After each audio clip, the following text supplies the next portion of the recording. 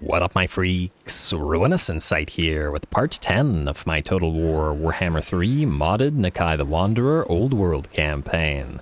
So as we saw last time, or perhaps as we see now, the game is a little bit different than the last time we left off. As I was musing last episode, I decided to do a bit of a time skip here in order to do some stuff. Call it a great ritual of the Slan to allow us to sort of accelerate the flow of time and allow Lizardmen society to advance. Basically, I was thinking that we've been seeing the same armies a little bit too much in the sense of, well, maybe not too much at the very least, I was still having fun with them, but I wanted to get the newer armies on the field, and what I knew was it would take absolute ages for Nakai to sit here and to recruit. And so that's what I did between the episodes. I just parked Nakai here near to where we ended off last episode. I think we ended off right here. Moved him here, didn't destroy this little faction, but spent, I don't know, 10-15 turns doing nothing but recruiting. In that light, our armies have at this point changed quite a bit. First of all, Cytochrom's army is nearly ready. He is the Chotek army. He's still missing two blessed Basties with solar engines with the Chotek blessing, which we're going to get on the field when we can afford them. And otherwise, we will get the Blessed Saurus Warriors to be his main line, as they can acquire the Blessing of Chotek as well. And then everything... yeah, there we go. And then everything will have flaming attacks and then burnt imbuement as well. So that's this army. Then we have this new army. Ura is a red-crested skink chief who is leading the sort of throw sharp things at the enemy army. We got javelins, we got feral troglodyns, we've got the Razordawn hunting packs, and Spike and a new stag in there as well, all of which will be, well, a relatively close range, but hopefully melting the enemy as they get close to them. I'm quite interested to see how this army will work out. I also was thinking I really didn't want to do the same kind of armies in this campaign that I did the last time I played Lizardmen, and definitely wanted to do something a little bit different, which is another reason why I had to properly think through the way that these armies were going to go. And you may notice that a few of these settlements that were still here at the end of last episode disappeared, but largely I didn't fight any battles at all, just sitting here recruiting, and only auto-resolved the remnants of some of the greenskins and Skaven that were already dead from last episode. Anyway, we've got Chameleon, who has been revived, who will be using a Saurus Spear line in combination with the Ripperdactyl Riders, and of course the Saurus Spears will be sort of acting as the anvil to the Ripperdactyl's hammer. We've got the army of the Raptor army, I suppose, on the way. We got Horned Ones, Cold Ones, Spear Riders, more Cold One Spear Riders on the way, the Raptors, and then of course the Feral Carnosaurs, two more of which are on the way as well. We've also modified Lord Croak's army and sent it off now to be able to act on its own. So Lord Croak will have his Temple Guard, including the Star Chamber Guardians and the Sacred Croxagores there as well, and that's pretty much it. The idea is to essentially surround Lord Croak in a star formation and just watch the enemy break upon the Temple Guard while Lord Croak casts spells. As to where everybody is going, so Tyrannon is moving towards the Haunted Forest, as we do have to knock out the Caravan of Blue Roses, and I'm kind of interested to see how he fares against the Undead, which should be pretty interesting.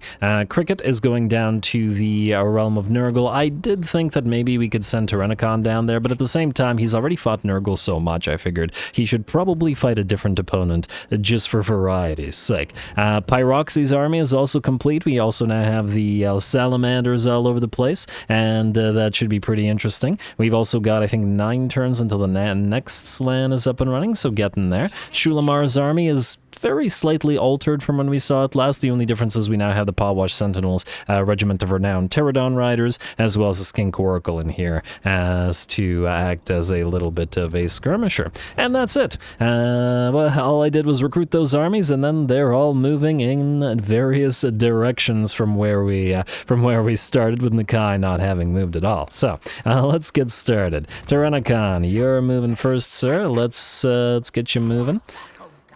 Trying to get to the Haunted Forest, but we'll pick up any islands on the way. He's grabbed, I think, a couple of them, but let's see. Yeah, we got press ganged twice, and was that it? No, we got scouting as well, so basically 3 mysterious islands. And hello, what do we have here? Is this a little ogre faction? How do they feel about Dimrick? Huh. You haven't fought ogres with these guys. It's a lot of ogres, though. Well, actually, it's a lot of nobblers. What do we have here? Might be fun to land Tyrannon here and just fight these guys just because we can. You know what? It's a decent likelihood that we'll do that. Shulamar, you have reached the Iron Claw Orcs, and I didn't want to start fighting them, so I just kind of left them there. And in order to get ready, you go. Oh, wow. Iron Claw Orcs are fighting everybody, and still managing to get 24 settlements. Damn, they're doing good. They're fighting Order of Lore Masters. They basically destroyed the Golden Order, and they're fighting the Barrow Legion, and by the looks of it, pretty much all the Southern Realms. Huh, good job, Gorbad. I guess we'll ask the Order of Lore Masters to join the war. Maybe they're rich enough to actually offer us some cash. Not much, but we'll do it. Yeah, go for it. And go for it, and then you can probably auto-resolve this. I assume it's not well defended. It's not well defended. Let's see what the game says about this. Pyrrhic victory, medium casualties. I mean, we could fight it technically. I guess we have to fight it. I was going to say we could fight it just to debut the sort of new form of this army. Yeah, why not? I think the reason that the game is saying that it's not auto-resolvable is because it's a minor settlement with walls and all that sort of stuff. So yeah, let's get going.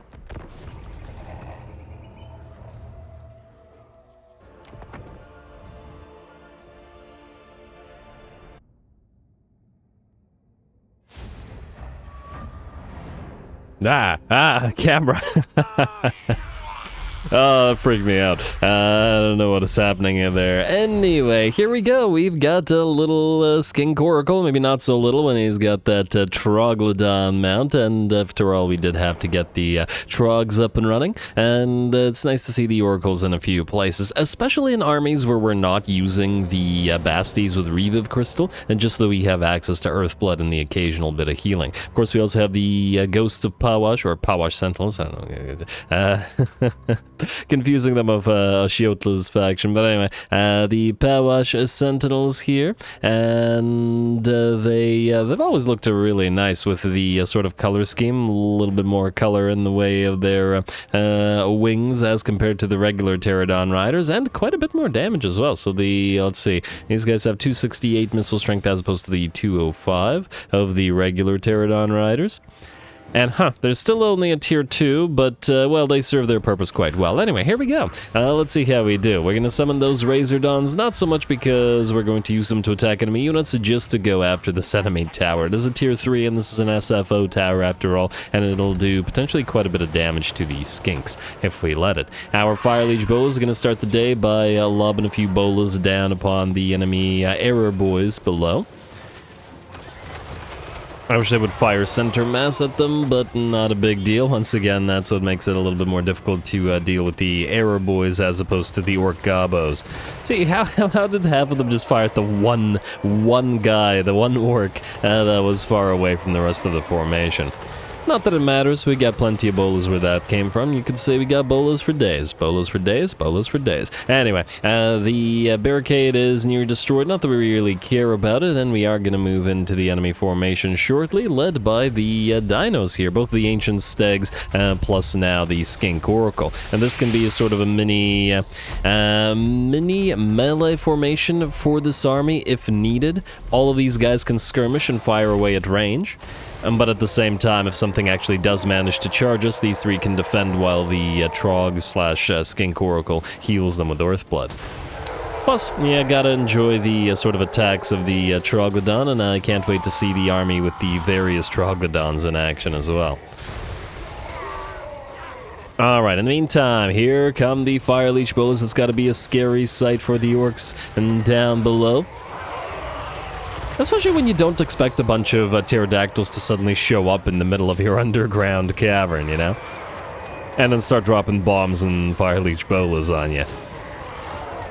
Alrighty, well, the enemy units that are milling around here, primarily the enemy Orc Arrow Boys, are going to be in trouble, but once they're done, the enemy will have no recourse in terms of actually fighting our units of, well, our aerial units. And blobs of orcs are charging towards us, and we're going to have to hold back the tide. We can do a lot better on these choke points than we could before, now that we have the Ancient Stegs and the Troglodyns, however. Even if the enemies do reach us, through all of the blow darts, whether it be from the stegs or from the skirmishers down below, and they'll still have to contend with getting through the dinos. And there we go. That's a heck of a hill to charge up through. All right, nearly there. But there's no sort of bigger units to have the Troglodon attack. But all good. 150 bonus versus large, pretty darn solid. It'll work out nicely in the other army. And there we go, nice to see the Troglodon jump into melee at last, and the Ancient Stegs as well, but we've been seeing those do their thing for quite a bit. Gotta remember to level up the Troglodon's sort of, well, not unique line, but the first portion of their tree that gives them that, I don't remember what it's called, Primal Roar or something. There's a sort of melee area buff that they've got when you send them into melee that you can use. Alright, what do we have here? Orc boys are in trouble. Boar boys a little bit less so, though we probably could have done a little bit more damage to them by having the Troglodon deal with them. That's not a big deal. It does look like a bunch of the orcs are charging through our formation once again. I still find it very strange behavior when there's no enemies, there were no enemies back there, so they should have turned and ran rather than tried to run through the formation of enemies killing you. It would make more sense if it was a sort of desperate, unbreakable unit that was charging forth, especially as orcs, but it's not like the running units are attacking. Mostly the running units are running, and by the looks of it, the battle is very nearly ours. The bounce power is at about 90% in our favor, and all they can do is attempt to escape the dinos and into the waiting lines of air units up above. I do believe the Powash Sentinels and the other units of Tyrannon Riders with Javelins have killed off the enemy Lord, or I think it was a Shaman. And now just a matter of time. Moving up, and there we go. I do believe with that, the enemy army shatters, and all they can do is try to run away. This is absolutely brutal. The splash damage coming in pretty well here, plus the Flock of Doom. I think every single one of these units will get destroyed simply as they run up. Just gonna watch them get obliterated for a few more seconds as they attempt to make their escape. And they're slowed down quite a bit as well. What's slowing them? Oh, they've got poison on them. Right. Alright, anyway, nice fight, and no problem.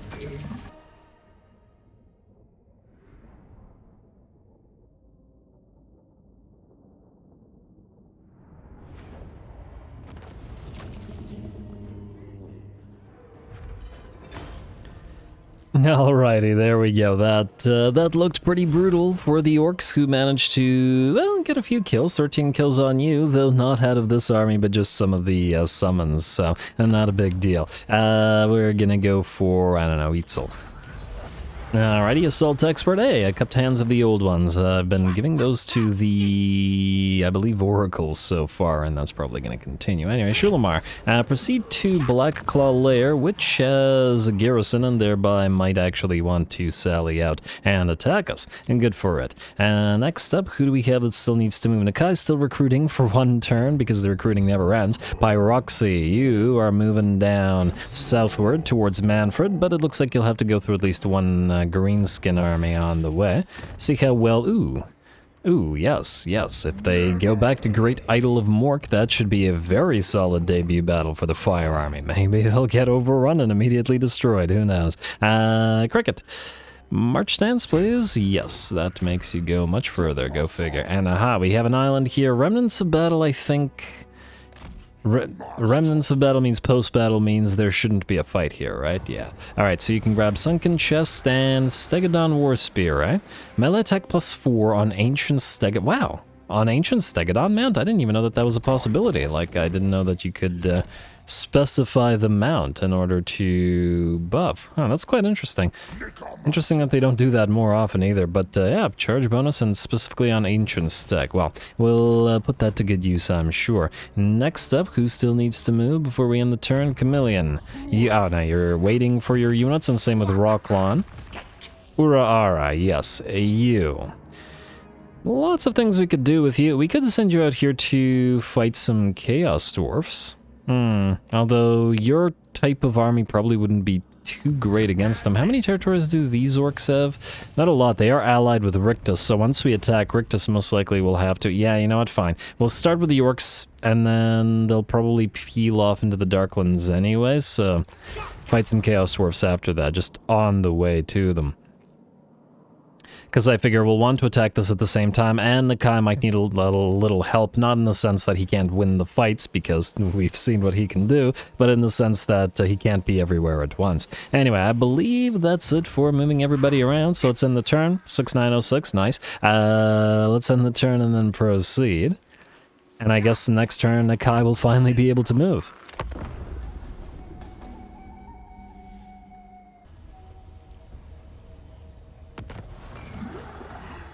Alrighty, let's see. Lord Recruit rank +5 technology researched, which is lovely. We could maybe get Trill of the Old Ones here to... Oh, you know what we could do? We get Sequence of the Wanderer. On occasion, now that we have more than 3 armies, somebody other than Nakai will actually get attacked, and then maybe Nakai can teleport in and help them out. Plus, we do have the Old One's favor to spare. While we can spend it on additional blessed units, we don't have the... we can't really afford them, or at least not right now. Also, obviously, while waiting, I completed building all the pyramids and just maxing out Nakai's stack. Anyway, or his horde buildings. Rocklon. Okay, we need to do some things. You're going to trade... Yeah, let's see if I can do this right. You're going to trade these Sacred Croc-filled for the Basties that need to be in that army to actually heal them. Nakai, you will trade these 4 Saurus Spears for these 4 Chameleon Skinks. Is this too many Saurus? I mean, to be fair, we haven't been using Saurus a lot, so I don't know, I don't mind. I might delete 2 and replace them with something else if we... Well, we'll see how the army performs, then we'll see. Also, you're 19 out of 20. Why? Oh. Bagok. Bagok, you're supposed to be... I love Lizardmen names. The name generator, anyway. You go and join Chameleon's army. There we go, because we needed somebody to sort of fly around and lead the Ripperdactyls into the fight. I think it's a bit of a shame that Skink Chiefs can get a Pterodon mount, but they can't get a Ripperdactyl mount. Clearly, we've got... I mean... I don't know. Wait, the Red Crests can get one, but the Skink Chiefs cannot? I don't know. Anyway, I guess it doesn't matter over much. It just would be nice. What else do we have to do? So you also have the 2 Feral Carnos, which are going to be swapped into Rocklon's army. Like so, which completes Rocklon's army, unless I'm mistaken. He's just missing the 2 Blessed units, which we can get in there at any time. In fact, we'll probably do so in a few seconds. In fact, you know what? Let's do it right now, just so I don't forget it. So let's spawn those. And then we can immediately get them their scrap upgrades, because we're about to fight anyway. 36, dang, that's a lot. I'm gonna say Blessed Spawning of Tsunki. I like the melee defense bonus, because these guys, well, can always use more melee defense, and I like the fact that they slow enemy down with that frostbite as well. Oh, Chotek is available to... Spear Riders, that's quite interesting. Lethal Poison would allow them to kill more stuff, but I think with the area attacks on the horned ones, it shouldn't necessarily be a big deal. I think we're going to go with Tsunki, plus it's not something we've used. I wonder how many Blessed units can do Tsunki. I wonder if we could do a full Frostbite army upgrade. Alright, now we need to get those alignments back, so... just Nakai, I think. He's 19 out of 20. He has 2 extra Sacred Croc-filled. We don't need this many. And also, I decided to get 4 Blessed Croc-filled. And rather than what I did last time, and I think it's probably the optimal thing to do, but nonetheless, rather than go for the Blessed Spawning of Quetzal, which seems to be by far the most powerful one because it gives them regeneration, I didn't do that at all for either one of these. I went one with the Blessed Spawning of plus Kotal with the magic attacks and the banishment, mostly for the banishment application. The contact effect. And then these guys got the blessed spawning of Sotek for the lethal poison. I'm interested to see how much more killy the Croxagores get with the poison. And this allows us a little bit of a mix of contact effects because we then have the armor sundering plus poison plus lethal poison and something, I believe. Alright, these guys have lethal poison, these guys have regular poison, these guys have banishment, you have sundering armor, lots of contact effects rather than just making the Croxagore straight up tankier. Maybe it'll be neat. These two will be, Sacred Crosses will be traded away. I did want to get the Shredder of Lustria in Nakai's army, because, you know, this is a nice pet. And I think for now that's it. Alright, so Nakai, you're going to switch finally back to regular Battle March stance, and oh wow. Huh. I didn't realize that the Battle March was a plus 10% upkeep. I guess we'll want to switch to Astromancy stance? Go for Astromancy stance, better than nothing. Alright, go for it. Hopefully this guy stays here to fight instead of running. Don't run. Hey, he's not gonna run. Alrighty, I think we will fight this as well. We do have a war banner. I'm gonna pop that onto the Skink Oracle, which we put in this army as well, just to sort of get XP. Should be fun.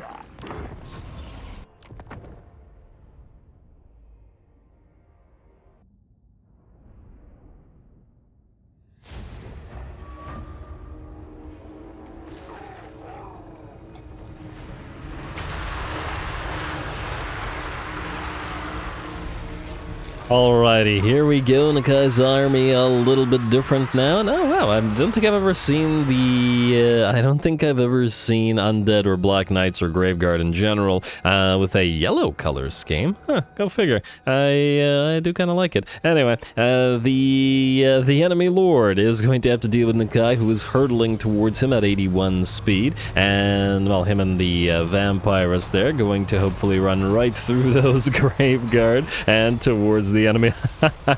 The way he fell down, he was like, ah.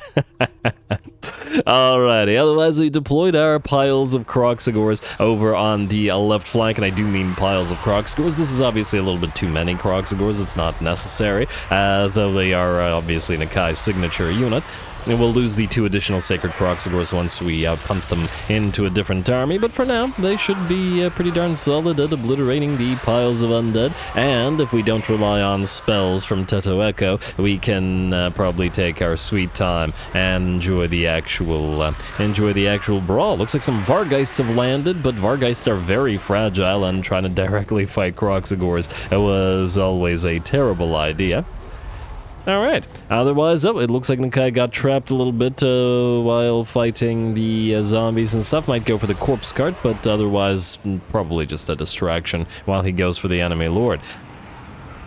Mostly I want to see the Croxagore brawl, especially since we have the debut of the Blessed Croxagores of various types. I want to see about stacking all those contact effects on our enemies here. Alright, precursor weapons getting chucked at the zombies. Bit of a waste, admittedly, because, well, you're not going to do enough damage to them, and you've got more priority targets. But I guess you can't really... I mean, I guess we could have turned off auto-fire. Not that it matters over much. Anyway, like I said before, many a time before, and will say many a time again, I absolutely adore playing the vampire counts, and I absolutely adore playing against them. It's just so fun. Having your units surrounded by blobs of zombies is just so entertaining. And the blobs of Graveguard do help out as well. There we go. Even with the number of Croxagores that we've got, they do look outnumbered here. And we're, by and large, keeping our big dinos back, firing a little bit of support fire at the enemy with their blow darts and their spines, but not joining the fray as to let the Croxagores play.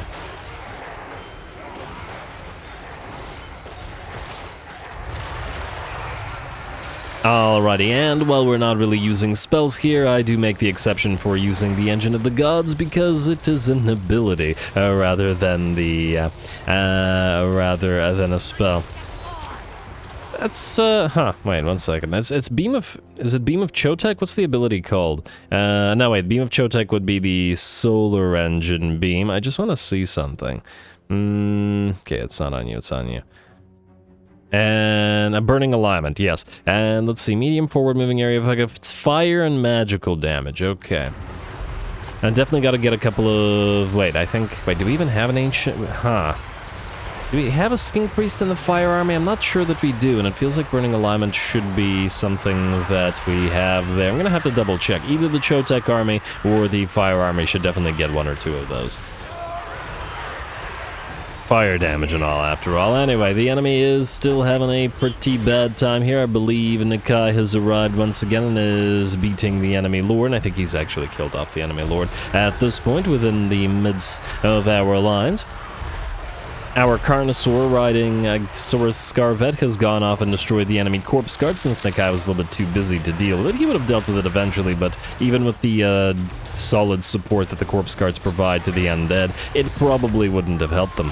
I do, however, like that with the, when not using the dinos and not relying on Lord Croak, it is taking quite a bit longer to sort of smash our way through the undead like this. Makes the battle a little bit more enjoyable. And doesn't seem like, you know, we rush in and then kill off all the enemies in like 2 minutes.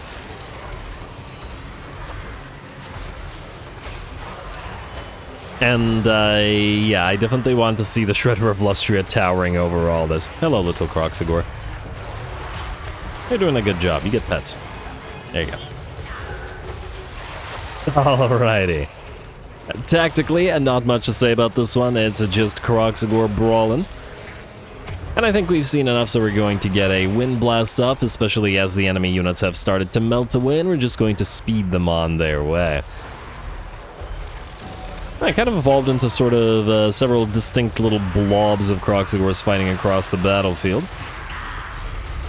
The Chameleon Stalkers, by the looks of it, did pretty well as well, and they generally do. And this is them at 62 melee defense, despite the fact that they don't have a significant amount of skink buffs like they would under a red-crested skink lord, or a red-crested skink lord, and the chieftains that are usually in those armies. Anyway, giant pile of Croxagores wins another day of a donut always.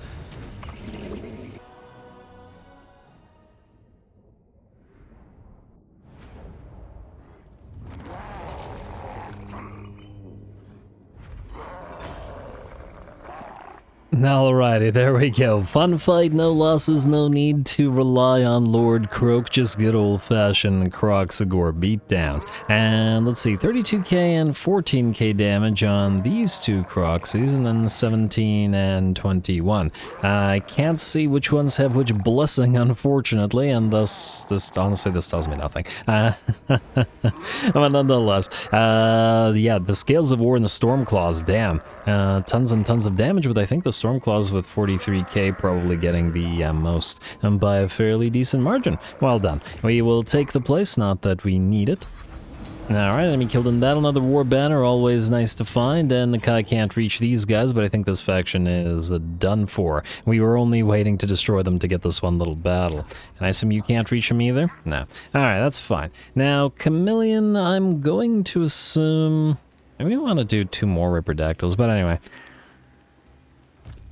I have to figure out where to send these guys as well. Okay, that also didn't give us enough the stuff. You know what? I assume one of you can go and wipe these guys out. So let's say send Chameleon around this way. Oh. And the Tech Thief, unfortunately... oh, I should have thought of that. I should have moved the Tech Thief first.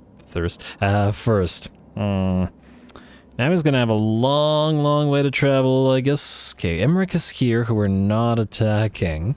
Guess you're gonna try to go up here. It's gonna take like 10 turns to go up there. Ugh.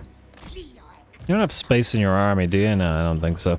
It would have just been faster to move with a lord rather than the hero by itself, but it's all good. Alright, anyway, Chameleon, take out these guys. Nakai, you're gonna start walking back around this way. And... now here's a question. I just want to take a quick look at what we've got in terms of our Saurus Old Bloods. One with Beasts and Bust by Quetley. Okay, not what I want. I do like that Chotek Embodied, but you know, not for this current time. Our lightning army is going to be next, but we need to, well, we need to figure things out before we get there. Anyway, Cytochrome, I believe I was going to send you down sort of towards the Awakening. We need to go over here and wipe out Mr. Is he still alive? Yeah. Vampire Coast, so Luther Harkin. That'll be you, Cytochrome. The sun to banish the light. This is a Chotek army after all. And, you know, just so I don't forget, let's jump you first. Or do we rush you? Oh, looks like jump you. Alright, go here. And then we may as well get your two... Oh, I didn't get the two blessed spawnings. Alright, fine. Let's see, where are they? Here. 300 each. Blessed Basti with Solar Engine 1. And Blessed Basti with Solar Engine 2. We won't be able to immediately get their alignments, because we need to actually fight battles in order to get those back, but that's fine. I just want them on field right now. And there we go. Now we have 5 of these guys, 2 of the Blessed variants, 4 named Croc-filled, the Healers, and the Saurus Warriors, which will become Blessed Saurus Warriors of Chotek. Or maybe we'll do 4 Saurus Warriors and then 1 Blessed Temple Guard with Chotek, just to act as Cytochrome's bodyguard. Not that he needs one. But anyway, let's keep everybody else moving. Tyrannon, I did say I wanted to fight some ogres. I didn't modify Tyrannicon's army yet. We still need to do so, so that's going to be a little bit. Can you land an attack immediately? I don't know. Guess we're about to find out. Land here. Get it done. I mean, Tyrannicon has had the toughest fights in the... Yeah, I think he's just a little... Yeah, he's too far from it. He's had the toughest fights in the game, or in this campaign so far, and I think that might not be changing anytime soon. Anyway, Shulamar, I'm gonna have you besiege Blackclaw Lair here. Presumably they will sally out, so we'll build some stuff and allow them to do so, and then I guess we'll level up because, well, since they're sallying out. Gotta react to it. You, go for Fireball, and then we gotta get into Earthblood as fast as possible. Best thing about the Oracles. Shulamar, you stay right there. Pyroxy, is that Orky army? Oh, it didn't run? Huh, you non-cowards. I'm shocked. And whatever the opposite of appalled is, I'm not sure. Do we need on the Skink Chief Guerrilla Fighter? Vanguard deployment isn't super useful here, frankly, because this entire army has stock. And all of the Saurus Scarvets are saving their points. Oh, actually, well, yeah, you should still be saving your points. Close victory, eh? Interesting. We'll see about that. Send the Standard of Chotek and the Standard of Discipline. I guess I'll put the Standard of Chotek directly on Pyroxy. And then the Standard of Discipline on you. I assume you're a Star Guardian? Yeah, Star Gift. I've been naming the ones with Star Gift Star Guardian because I like the idea of putting them beside Slan and beside Mages with the Star Gift ability that they offer. Kind of an interesting one for...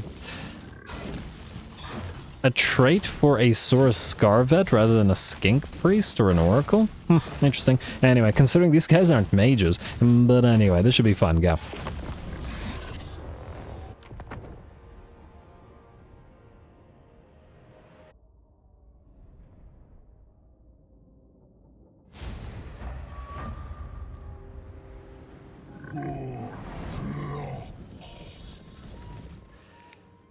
Alrighty, here we go, our first Slan on field, and well, not counting Lord Krog, but he's a Relic Priest, so it's a little bit different. But anyway, our first Slan on field, and it just had to be the Fire Army. I'm excited to see these guys in action, and I do love the Salamander units, and might use a couple of them in another army as well. I have been wanting a couple of Generalist armies on field, and it's not like we're lacking army capacity at this point in time. Just the amount of money to be able to support them. Anyway, we're gonna start the battle off as we usually do with any armies that have Fire Leech Bolas, where the enemy doesn't have a sufficient amount of anti-air to defend, though they do have a fair bit, and we do get hit with a Gaze of Mork on one of the... oh, no, it was a Vindictive Glare on one of our Fire Leech Bolas, who do lose about a third of their HP, though fortunately, luckily for us, no units. Anyway, they are taking a fair bit of range fire, and we're going to help with the Razor Dawn summon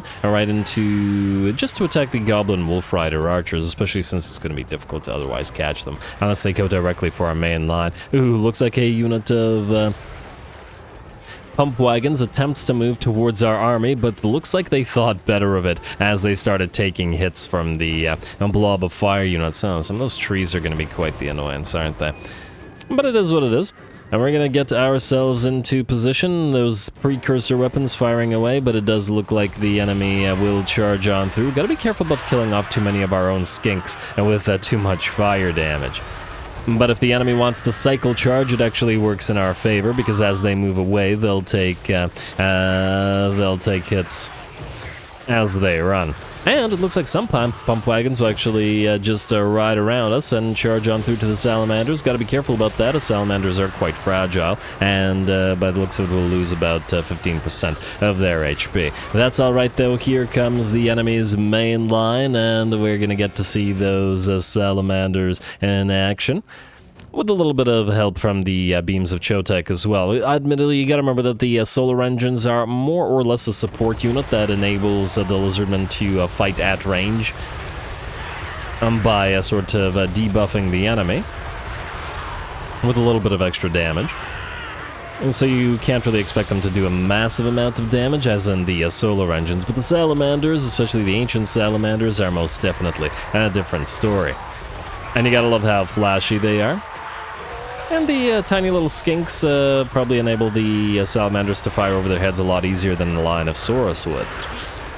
I believe last time I played, I built a fire army with the lizards. Instead of using the chameleon stalkers as a main line, I mostly just borrowed some dwarfen units, some iron drakes with flamethrowers. But I think we're probably not going to repeat that here. Especially since it's been difficult to get anybody to ally with us. Still a little bit annoyed about that, I admit, because there are a few things I want to try, but we still have several army compositions, like the Thunder Army and the Bastillodon Army that we still have to deal with or make.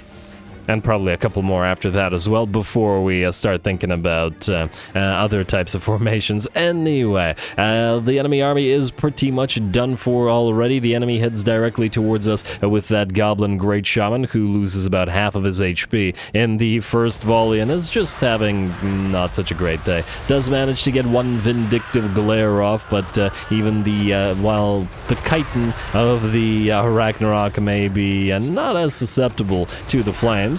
Oh, we're lucky it's not a lava Ragnarok, though. That would have been nasty.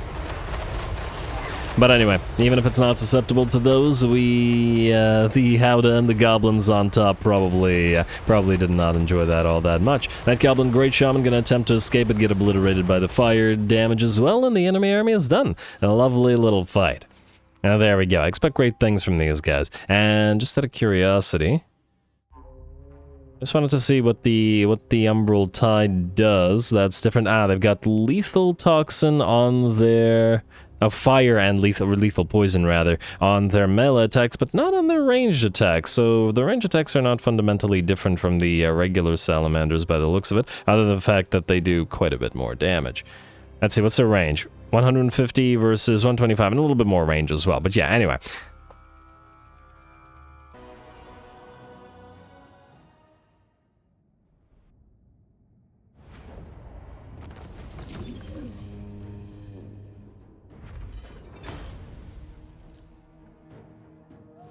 Now, alright, there we go, another Pigeon Plucker pendant. Some of our alignments are back as well, and as soon as we get back to 100, we can, we can put them to good use with our various units that are waiting those blessings of theirs. I'm gonna take the money, because we now need money, since we're losing a lot of it.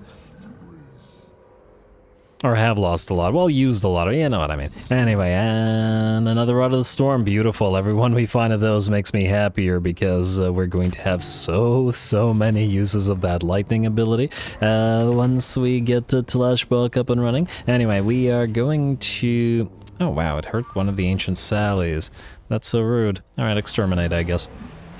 Alright, Featherfoot Torque, finding all the anti-air stuff. I guess that'll be helpful. You can encamp and then move forward towards the Grey Title of Mork, and I'm just gonna hope that they stay behind and in the settlement, because we got giants, we got tons of black orcs and stuff, and not that that wasn't a great debut either way. Also, you have leveled up, let's get you renowned and feared, and we're good.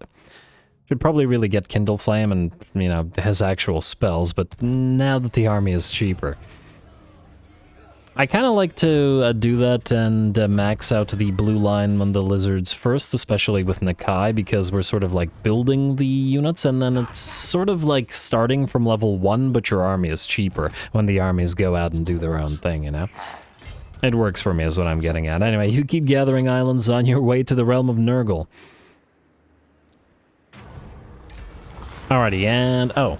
What? Okay, oh, right. When everybody gains mounts, it constantly removes all of these ancillaries or the banners, and I don't know why they decided to do that. Anyway, I want Lord Croak to be a little bit faster, just to allow himself to reposition just a teensy bit more. We got a Saurus Scarvet, a Skink Chief, and a Skink Priest. Who will be best able to make use of the War Banner? You will have an ancient steg of the Engine of the Gods, and I guess it depends on who levels up first. I guess it also doesn't really matter. Okay, one of you, and I don't remember which one. Are you the Star Guardian? Yeah, you're the Star Guardian. Alright, we'll give that to you. Yeah, okay. Good. Alright, auto-resolve this. All that, just auto-resolve. And actually, that hurt the Basties with Reviv Crystal. Why would it hurt the Basties? And okay, well, that hurt the support creatures. Anyway, take the money, I guess. And like so, and then when we get up to like, I don't know, 30k, regardless of what our money is, we can just, shouldn't you be able to heal? Go to the Gulf of Fear. I think this army can actually heal quite a bit once it's in... Right, what did you heal more in the Bitter Sea? Yes, you heal basically to full... that's interesting. Okay, well, keep moving this way then. And just stay out at sea and make sure you max out your healing. Good, I forgot what I was saying, but anyway, we got other things to do. Chameleon, you will keep going after these guys. Rocklon, I forget, are you waiting for something or no? Alright, you were, but no longer, because you now have the Blows Cold One spears. Who would we want to use the Cav against is the question. We got a lot of armor piercing on this, so this might actually be good against Chaos Dwarfs if we send you this way, plus we do no fire damage here, so... they wouldn't be able to counteract us. Yeah, why not? Send you the Chaos Dwarfs. And go this way. And then maybe, since Chameleon's already walking that way, we'll use him to move down here. Wait, no. We were sending Cytochrome down there with the fire. Once again, bringing the dawn to the desert. I guess we could send you... we could send you up here. I don't know what's going on over there, but I'm sure it'll be fun. Anyway, that's you, and then we're, yes, keep going this way. Towards these guys. Oh, and once again, I forgot to do the tech thievery, didn't I? Okay, let's actually do the tech thievery this time, because forgetting it ain't great. Alright, tech thief 1, tech thief 2. Critical okay. Every time. Well, not every time, obviously, but, you know. And, okay, so you're wounded, and then one of them is going to be too far away. Huh, do we have any capacity to raise another one? We don't, unfortunately.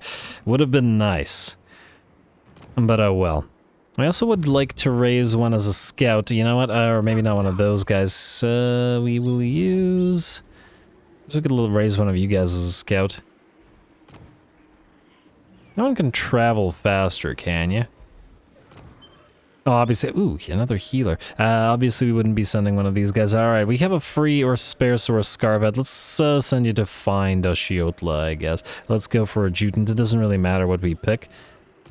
Actually, the Skink Chiefs are a lot cheaper. Do we already have the Skink Chief thing up and running? We do. Wait, can anybody who has not yet built their buildings... Rocklon, switch to encamp. I assume you haven't built the Skink Chief buildings? You have. Might as well build this building, but it's not the building I was looking for. This is the building. Alright, let's use the Skink Chief for that purpose, just because they're cheaper, and we're going to delete them anyway. So yeah, let's go for the Meditation Chamber, and then I guess we can't afford another one of these, but we should actually get those capacities up ASAP. And I gotta just double check, we got the upkeep reduction on both of you, or all of you, and I assume we got it here as well. Okay, yeah, I was good about that. Alright, and I believe we're good, so we'll skip, and turn.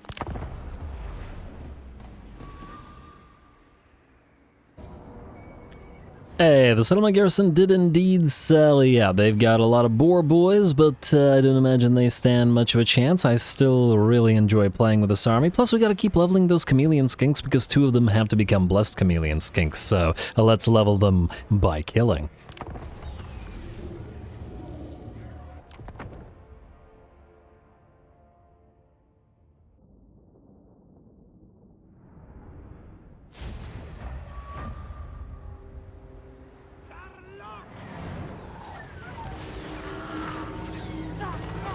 Alrighty, here we go. Big old pile of orcs once again against the skirmisher army. We're going to charge directly towards them, dropping bolas and bombs. As we do, we'll take another hit from the enemy in Gaze of Mork, but that's alright. Big old pile of orcs is also going to get hit by the Flock of Doom, even as they take Blowgun Dart after Blowgun Dart, as they attempt to chase us. And yeah, look at that. Bleed, poison, lethal poison, Flock of Doom. That's a lot of damage to every individual unit there. Too bad we don't have access to any kind of a lethal toxin, which is kind of surprising. Or not lethal... Where's the lethal toxin? There's lethal poison, I think lethal toxin as well, the one that has like a purple symbol. We can get it on an assassin skink if we want. Something to think about. If we use skink chiefs with those, we could have another contact effect to apply. It might be more valuable than the regular poison, as it'll be yet another contact effect to stack. But anyway, for now, let's see how we're doing here. Tiny bit of damage on one of the Blessed Tyrannon Riders, but I believe that's the one that got hit by the enemy spell, the Gaze of Mork. And you can get that Stormer Shalanka down, but mostly through units that are already running away. Frankly, the enemy is not having a good time here. Looks like the skinks have certainly found their own and are dishing out massive amounts of damage. And the orcs are failing to find any purchase or really be able to reach any of our units. The boar boys did manage to get one charge in briefly, but that's where we popped in our protection of Quetzli, and where's the Quetzal? No, it's Quetzal. And then the enemy got destroyed just like the rest of their army, as they will shatter, and the battle, rather quickly this time, will be ours. Wasn't expecting such a quick damage to the enemy from this particular army, simply because, well, that's skirmisher, so it's supposed to sort of run away and then slowly destroy the enemy over time, but the enemy got ripped apart fairly quickly. Nice. The little guys are getting stronger. Love to see it.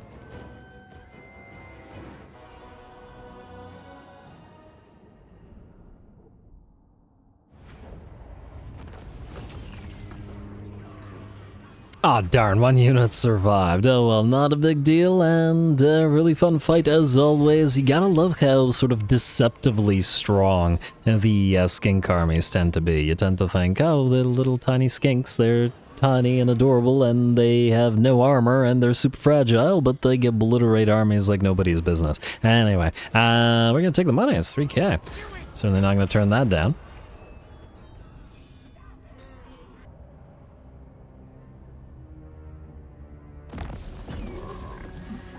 Faction encountered Oracles of Tzeentch. I don't know why we encounter them. Oh, they're fighting our Western Provinces friends, aren't they?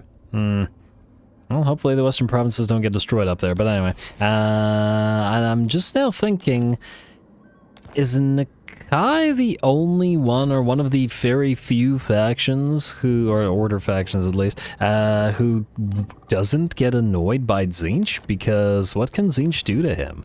I mean, all that sort of settlement trading and other nonsense, they can't affect Nakai, so, an interesting thought. Anyway, we got Old Ones favor at 1357. What are we at in terms of social beneficence and jurisdiction of beasts? Still 5, so we're still relatively okay. And we got 2 more turns until the next slan. Lovely. Alright, Pyroxy, I'm gonna have you, you know, attack from this direction. Besiege the Great Idol of Mork. Like so. And then the enemy will doubtless sally out with that pretty darn solid stack. And let's see if that overwhelms this army. And Nakai, your turn again. Once again, you are going to... Okay, you can't move quite as far anymore as you used to be able to when Lord Croc was in your army, giving you basically max movement range, so you got a little bit of a ways to travel to reach Tretch Craventail, as I want his speed on you, because I find Nakai running at ludicrous speeds hilarious. And then everybody else is split away. Oh, I guess the heroes should probably follow Nakai around. I don't even remember why we have so many here. What do we have here? Oh, Nakai's Wanderer. Okay, you're going this way. Rocklon, you are going to Chaos Dwarfs. So let's... And I'll go here and then we'll jump over the mountain. Like, we'll jump over the mountain right now. Alright, good. And then you three are supposed to join new armies, but... Maybe stay near Chameleon for now. Well, no. If anybody's going to be recruiting a new army, it'll still probably be Nakai. So we'll do that. And of course, they're all going to get in each other's way, as they do. Anyway, we still have a decent amount of Old One's favor, and we can get a new tech here. We're trying to move towards sequence of mass spawning, but it doesn't... Oh, we got diplomatic relations with humans, high elves, and lizardmen here, eh? It could be interesting. Alright, but I think for now... let us get sequence of commitment maybe, or, you know, let's get the charge bonus for blessed units since we're actually using some now. I figure we do a couple more of these ones with the Old One's favor, which will increase the research point surplus, which will allow us to more easily, you know, save a turn, and then, yeah, you know what I mean. You know what I mean? Alright. Tech Thief, okay, let's move all the Tech Thieves. I'm not gonna make that mistake again. Actually, I will make that mistake again, I just won't make it right immediately now. Yo. Alright, another success. Good, good, good, good. And you can max out Block Army since the actual stuff that you needed to do is already done. Ura-ara, you are going to... apparently March Stance. And oh, you've nearly reached your first enemies. Well, isn't that lovely? Alright, what about... Is that everybody? Why didn't I move Chameleon? Oh, I started not doing things in order because the Tech Thieves. Alright, fine, fine, fine. Chameleon, kill. And I'd love to fight your first, but have you fight your first battle, but this is a waste of time, so auto resolve. And oh damn, I should have used some of the alignment stuff. Oh good. Take the money. We will still need the money in order to get more capacities, as they do cost a fair bit of cash. Alright, do we have any blessed units in this army? No, but we did get a Trickster's Helm. Nice. Cytochrome, you have these guys. Oh, you know who we'll bless? Wait, yeah, you're going here. It'll be a fairly long distance to travel. You will... Okay, wait. This is what I get for doing things out of order again. We will want you... These two. Gotta bless them, Chotek-wise. Alright, so blessed spawning of Chotek gives them flame resistance, missile resistance, and more importantly, the burnt imbuement. Granted, this does mean that they will lose blinded, which is actually pretty darn solid, but it's, well, I mean, this is the Chotek army, and it has... Wait, no, this is the fire army. So we don't necessarily have to do the blessed spawning of Chotek, although the fire army could also use the burnt application, couldn't it? I guess we do get it from the, chameleon stalkers to some degree. We have flammable from these guys, but I think we still need it. Let's double check. What are the other ones? We got blessed spawning, Tepok, and blessed spawning of Telescotal. Magical attacks, which you already have at range. It'll give you banishment instead. So physical resistance reduction and spell resistance reduction. Honestly, that feels like that's worse than blinded. I'm gonna do Chotek. I mean, to still support the fire army. And down to 36, damn. These things are expensive. Alrighty, you stay there. Now, before I forget, because I absolutely will forget, you are going to do this. Ah, Lichbone Pennant. Nice find. And go for Quetzal. And I don't think you specifically need that Lichbone Pennant. We will, however, give that to somebody. And you're going to proceed in and camp, I guess, to Stone Mine Tower next. Alright, we also got that, capacity, didn't we, for the chiefs, meaning we can summon a chief immediately. Assassin, accurate hero action success chance. I guess let's do you. And then you're gonna scout, so we'll name you Scout. And we have, you don't have that thing where if you're not attached to an army, you can move faster, can you? Or further, rather. Enemy battle. Your action cost. I guess we'll do specialist and assassinate and stuff just to annoy some of the enemies. Enemy hero action success chance. Not like you have really anything that would help out. Campaign movement range. I don't know if that counts for you. I feel like it won't, but who knows. Anything else here? I hate hinder replenishment. It's useless, so we're not going to bother with that. We could get the additional campaign line of sight just to see the eye. Yeah, let's get it. A scout should be able to see far, right? Makes sense. And you can lose the Tyrannon rider, or Tyrannon, because I don't want to pay for it. Alright, there we go. Nickel and diming and all. Tyrannon, you're about to fight. Should be a pretty darn nice fight. Cricket, let's move ya. See if there are any islands here, and then, well, you've already healed to full. And you're actually getting quite close to... Oh, we got the Kingdom of the Beast here, but you're getting quite close to where we need to be. But we will stop by and grab every island on the way. It's free XP, it's free buffs, it's free potential... Well, actually, materials, let's see... I don't know if it works for us. Either way, kill this. Wait, no, kill this guy. Oh, it still worked? Okay, good. Alright, and only the 6 alignments from that one, but not a big deal. We'll take the exterminate. It's not much, but it'll still sort of rack up. Anyway, million, and camp, and then move forward. You got places to be as well. Lovely. And I love how our armies are heading in every direction now. It's exactly what I wanted. Kind of echoing the Count Noctilus campaign, where we did the same sort of thing, where we had a bit of a time skip in the middle to recruit a bunch of stuff and then sent armies everywhere. Kind of makes sense to do that. Anyway, these guys, I assume, once again, to double check, you are not friends with Imric. Not necessarily unfriendly with Imric. Oh, I guess they're acting as sort of a buffer between Imric and the Dark Elves, but, I mean... I was about to say, we could help out by... killing the Dark Elves ourselves, not a faction we fought, and we'll fight some Ogres and we'll fight some Dark Elves, and that'll be fun for Tyrannon. Mouse is right there. Oh my, that's a lot of Cold One Knights, a lot of heavily armored Cold One Knights, and of course Malice to lead them. That's a nice stack. I like it. And I like the fact that the AI is actually using Cold Ones for Malice, who is a Cold One breeder. Lovely. Anyway, let's do this thing. You are not at war with anybody. You are allied with the Sires of Morcane and Pig Barter, who will promptly declare war on us, but it is what it is. Go. Oh, they all refuse to join. Well, that's kind of funny. Alrighty, here we go. We got lots and lots of ogres to contend with, and I didn't check whether Tyrannon needed any levels, but he does not. Alrighty. Really gotta get that last adjustment for his army, but I'm excited to see Titchy Witchy's Raiders in action as well. Now they're up to 69. Nice melee defense. Look at those stats.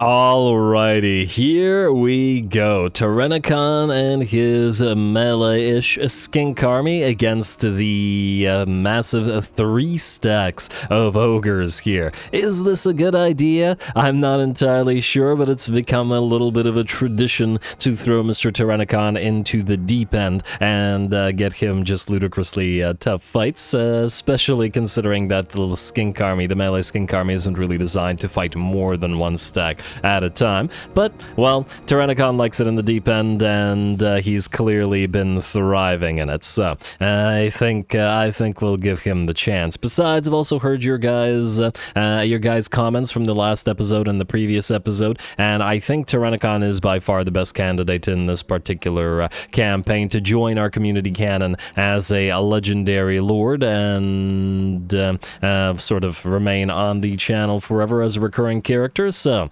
I'm going to leave the comments open for suggestions, and down below, feel free to leave suggestions in terms of his story, what he wants, where he is, where he's from, what he wants to do, his feats, etc., etc., etc., what city he might be from. I would imagine that he worships Sotek due to being a champion of Sotek, etc., etc., etc. But anyway, I gotta make a story for him. And as usual, I'll be combining various different comments and taking little bits of elements from various comments and suggestions to combine into one thing for his ultimate story. Anyway, this is also his debut battle together with his personal bodyguard here, the Titchy Witchy's Raiders. So we put him on the horned one, rather than the dino that he was on before. I also really love the lances on the Titchy Witchy's Raiders. Look really cool. Or spears that they've got there. Yeah, we'll see them in action shortly. Anyway, all that aside. Oh, and in addition to his story and elements of that, obviously any sort of nicknames and monikers that we might have for him. I believe somebody suggested Filthbane, and there were a couple of others that focused on his dealing with the Nurglites. But he doesn't just necessarily have to be a Nurglite-focused one.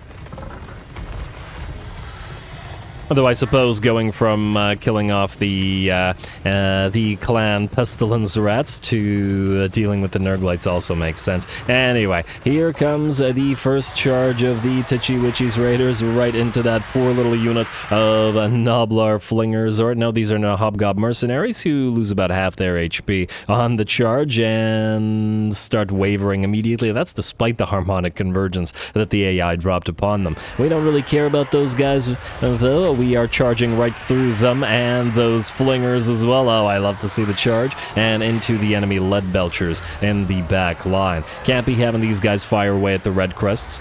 Red crests not to be underestimated, but the lead belchers will mince them if we let them. What's our missile resistance at on these guys? 47. Plus 15 physical. It is pretty good, admittedly.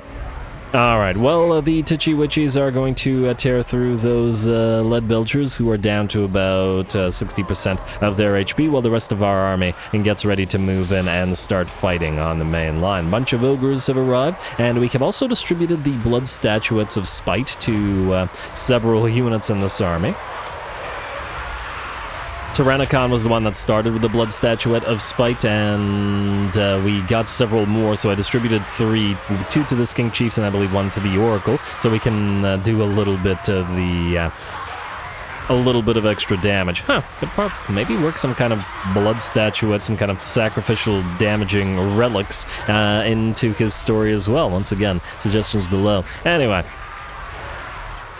Looks like the enemy army is having not such a great time as it usually doesn't, and the first of the enemy ogre bulls that attempted to charge our lines of red crests are not achieving all that much.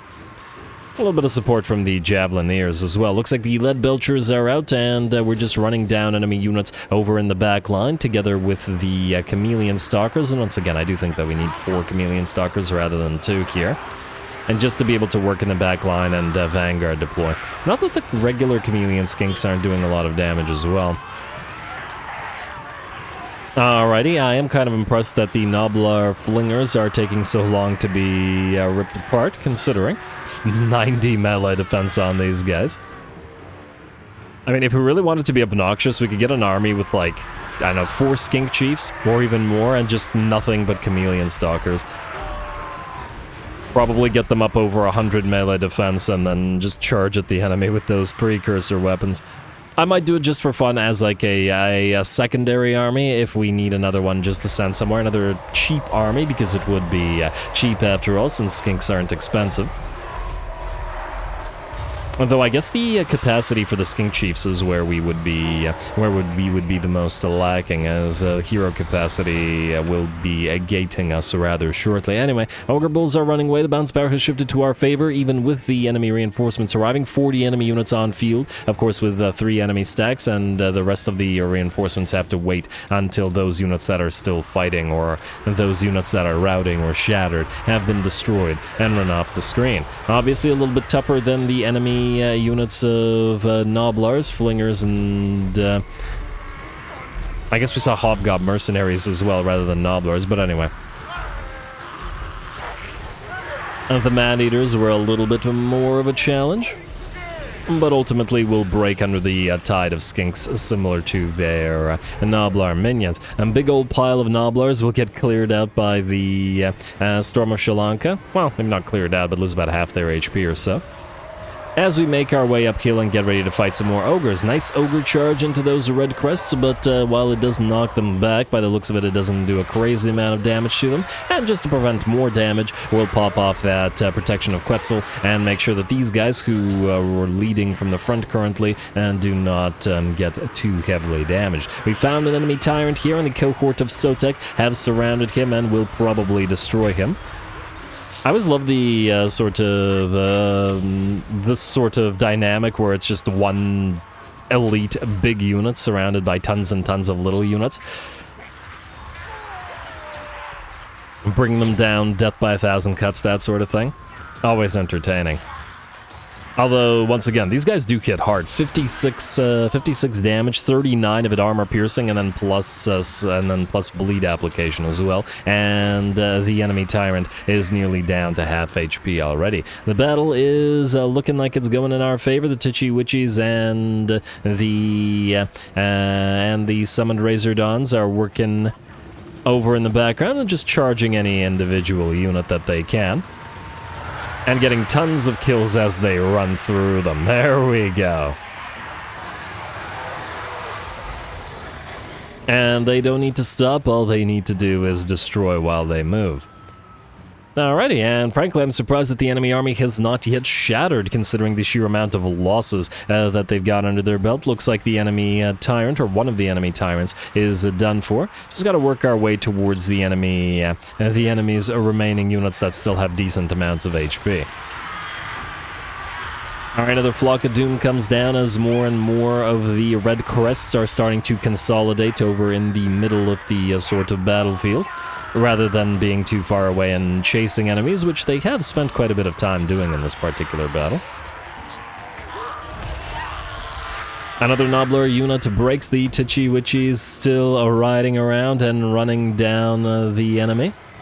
It does look like they get a solid 50% damage on any unit of a sort of fragile infantry like this, missile or melee infantry, as they charge on in, so I think they're going to be a great addition to this particular army. Even though I was originally going to put them in the Cold One army, it makes more sense for them to be in the Skink army just due to the sheer amount of buffs that they will get from them. Anyway, I do believe with that the enemy army will finally break. Just a couple more charges from the Regiment of Renown. And it's going to be a heck of a nightmare for the enemy to attempt to escape through the woods as they're run down by raptors. A lovely fight, and Tyrannon takes another win.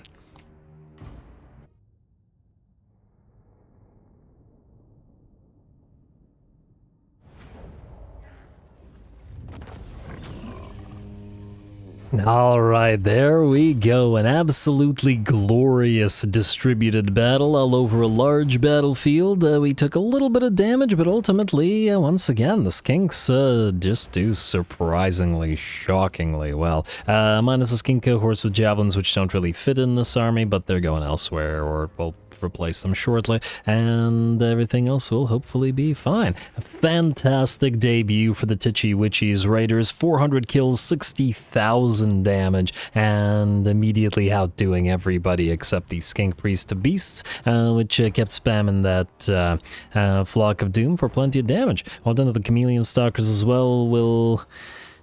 The Chameleon Skinks, Kekleon Hit Squad and What Skinks are also doing fairly well. I was thinking of replacing them, but maybe it's not needed. Maybe if we give them bleed instead of poison, that might sort of make up for the difference of them not being melee-focused in a melee-focused army. I will think about it. For now, though, we are good to go. We will give this to, I don't know, Sri Lanka. Alrighty, and I'm going to assume that we can still chase the enemies down, not that there's much left. Hey, another Armor of Fortune? Nice. Alright, Ancient Steg for... who is this? For the Skink Priest. I think I mean, technically it is a melee-focused army, but I do kind of like you on your Tyrannon because the ability to reposition is quite nice. We already have both of the Skink Chief on their stegs, or ancient stegs. And I like the different mounts for everybody, so yeah. Yeah, you kill off Mr. Vrud here. And, oh, he can actually move away. But he was just defeated. That's odd. I thought once you were defeated like this, you wouldn't be able to move anymore. Alright, fine, screw it. Go after Groil because he has more units in his army. Out of resolve. This better not do more damage to our army than the... Okay, no, it didn't. Alright, we're up to 94 alignments now. Pretty good. Another Banner of Eternal Flame. We'll certainly take it. And I guess we can't move back to Vrud, but it's not like he can do anything about any of this, so we're good. And we'll heal to full next turn, and then quickly take Bitter Bay and Thundergut's Hold. That was a really fun fight, but I fear that these ogres, yeah, they only have two settlements, so they're basically dead. It's a Malice Darkblade all around, and, well, we're gonna have some fun fighting him as well. Gotta try to get the, global recruitment duration down, because I think we'll want to build, let's see, we do have the money, well earned here. Is it this? Basties, yeah, I want the special Bastie capacity increase, but also the ability to build them in, hopefully, one turn. If we're going to get heals for these guys, then that's what we'll need. And I guess the same thing is true of various skinks, which are built out of this. Yeah, they're built out of this structure. We just maxed this out, but I still need the money in other places, so yeah, I think we'll hold off for now.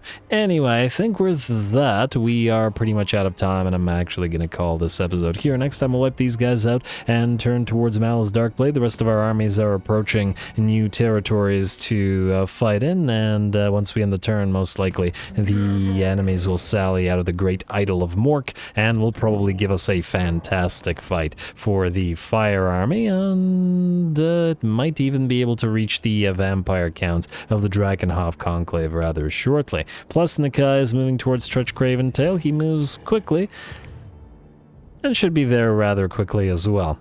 And, okay, just before we end the episode, just curious. No, still nobody wants to be our defensive allies. Damn you all. Ah, come on now. We've wiped out so many greenskins in Skaven, and it's not good enough for these guys, apparently. Unbelievable.